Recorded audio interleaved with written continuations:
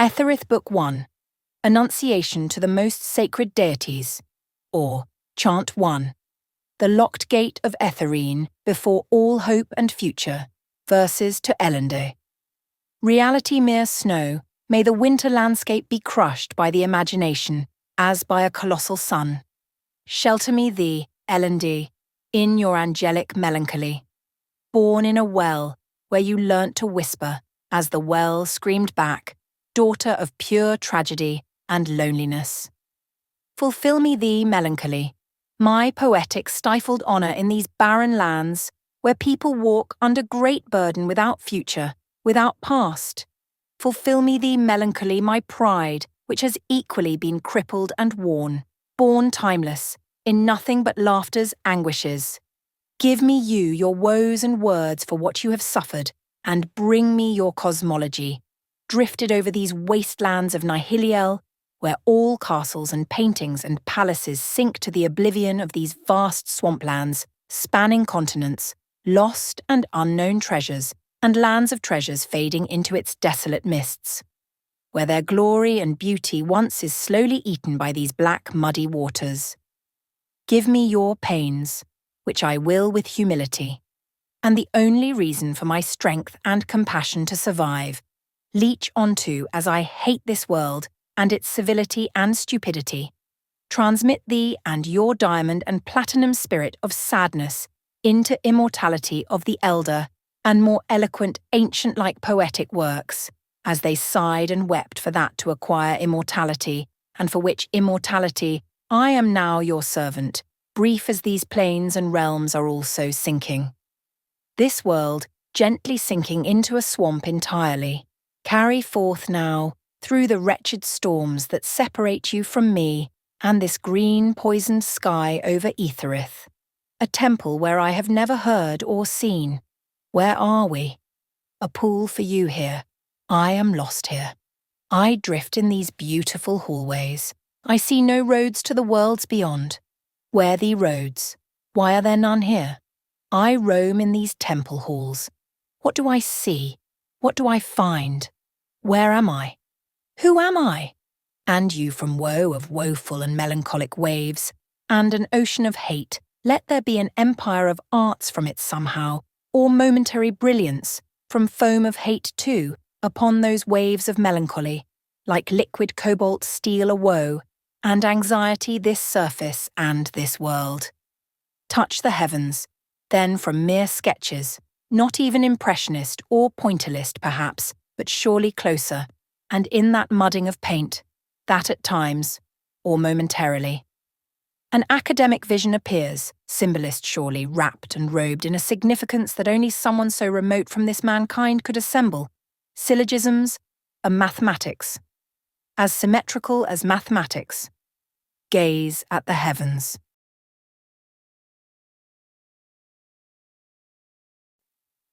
Chant 1. The goddess of passion has a series of machines to taunt mankind, working on rose and tulip petals, falling gently, touching levers and making the machine tick. On needles the levers dance and carry up and down thousands of counterweights. The leaves the machine works on never wither, and are taken out of large copper basins to be thrown on the streets of some village of Hethrid's reign here, or perhaps stored an entire such copper canister like a vase. One of the clocks had leaves counting the deaths on the earth. They were laid in a warehouse on large pillows, with the mountains of deep red petals stowed and spilled across the floor. One clock counted the deaths of trees, another counted the growing number of rats on earth. The slowly unfolding curse, too, of the goddess of passion, to leave none but sheep, cows, and chickens in time for men of its eerie ambitions, poor poverty world to come. Petals of roses and tulips for the decadents. Petals enough for every winter.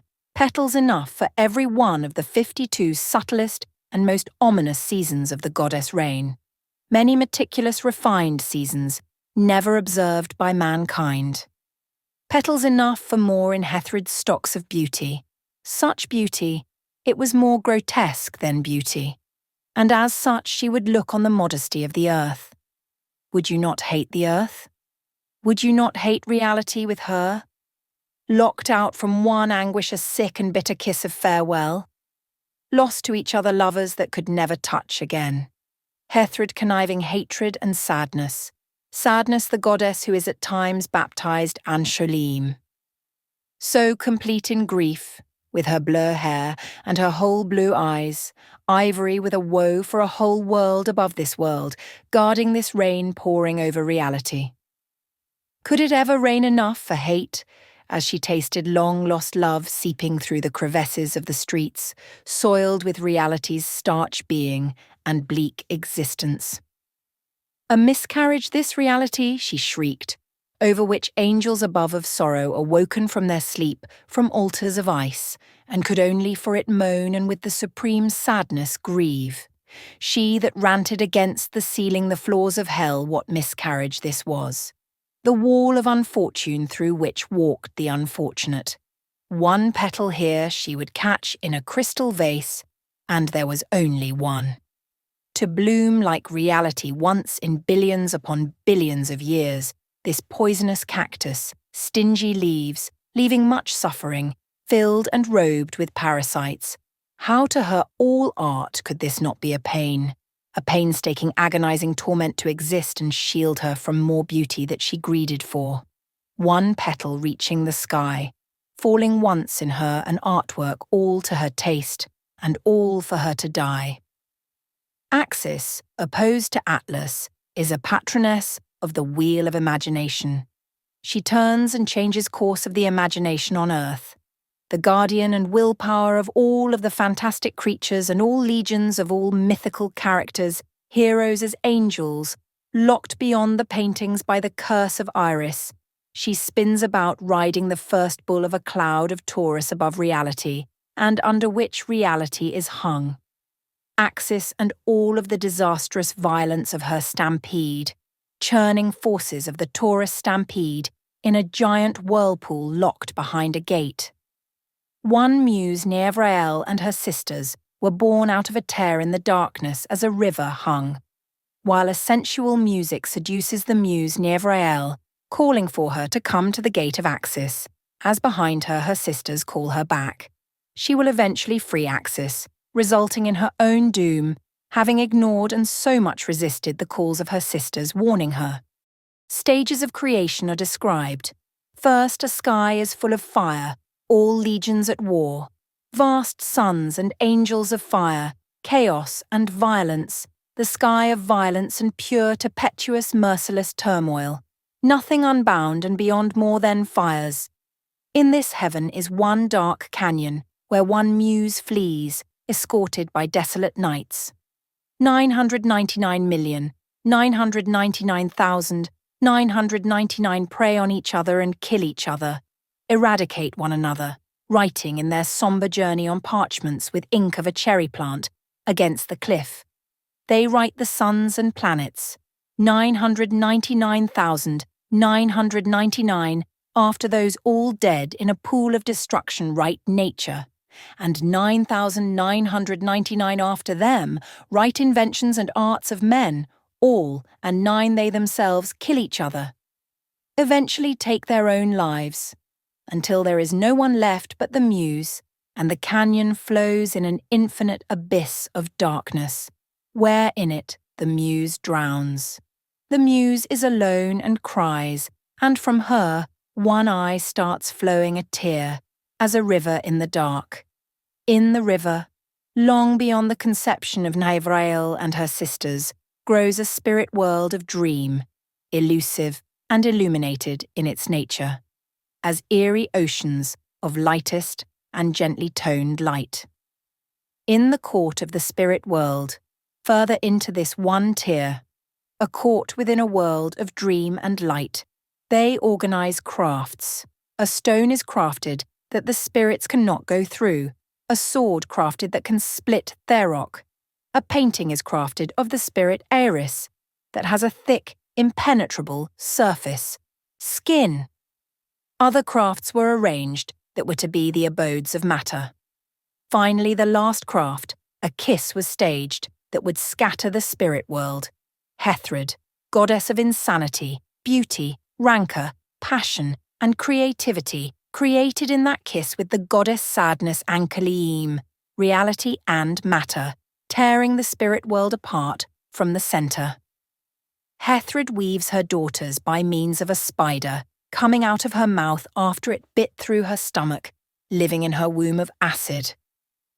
They rule with her empire of arts for life and decadence for blood so pure purple in its gluttony of nature dear to them, and spill of arts as much as nature wanted, an entire night sky underneath everything, with all suns and planets and moons here for her, glowing to serve her as chandeliers, and 2 black titanium pyramids with the tips against each other, hung underneath the floor of reality where hell in fiery depths loomed.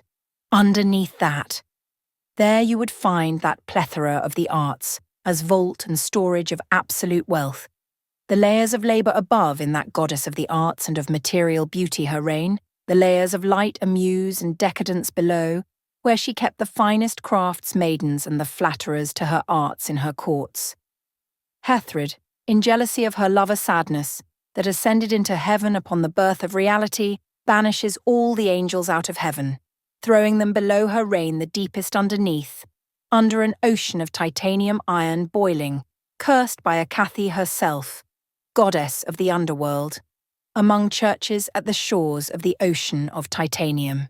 Their hearts soft grow worms that devour them each day, breaking apart as the heart tissue is consumed, and be born again each day in a life of futility. They need mine in the mines under the boiling ocean for mere few talents out of Miles marble or Titan black steel. Mere a few talents that for them would bring solace. A gift. They might beg once at the rim of the ocean of titanium boiling, in the empty churches at the beaches, towering above into the staircases that reach through hell. People waiting, sitting on the stairs, all the wasted workers and all the wasted works and crafts. The very notion of Etherith disciplining her angels, or otherwise punish all those idle in her reigns, is mere then to launch the angel of strawberries and her fleet of bomber planes to bomb all angels with strawberry loads, and they would get ugly bruises. They would suffer from them for weeks, and they were all too eager to avoid these aches and tribulations. She builds underneath the world 3 giant machines like eyes, hurricanes as engines, blue sky coming through and twisting hurricanes within it, sucking the passion out of reality through the large caves, to lead the passion off, down her reign for her to compose her ice storms, ice palaces, fires and fire vases, and vast other luxurious crafts. On earth, helix and antihelix, the 2 noble and weeping muse of music itself, petrify each in turn in a column sculpture, as the other mourns and sings gently to prohibit the column to crack.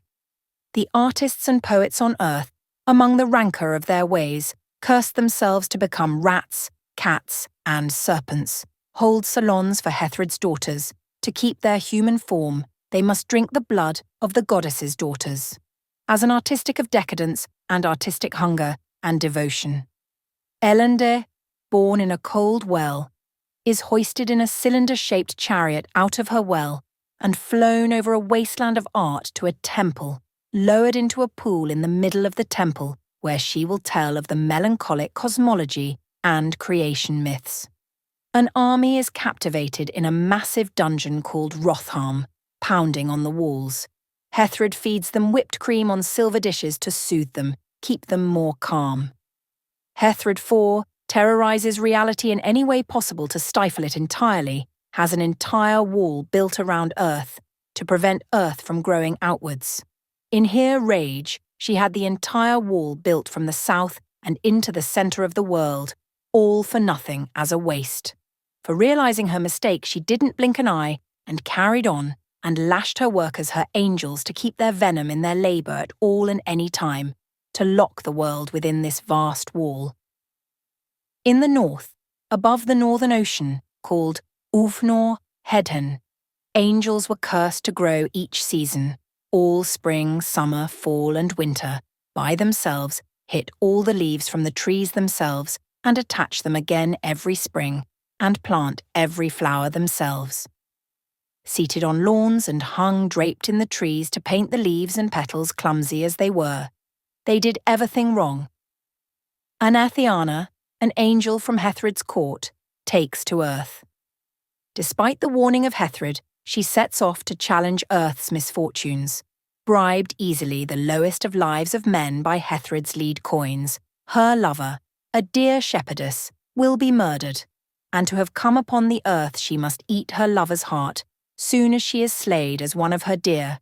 Anathiana knows now what earth is, and sets on with the deer, grieving, but slowly rising her brave temper once more.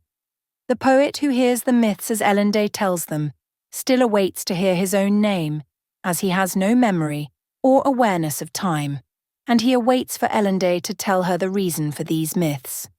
He will find this myth, and will finally see the outcome and what is to become of this city, Anathiana, after the end of reality, a time when inspiration tore reality finally down.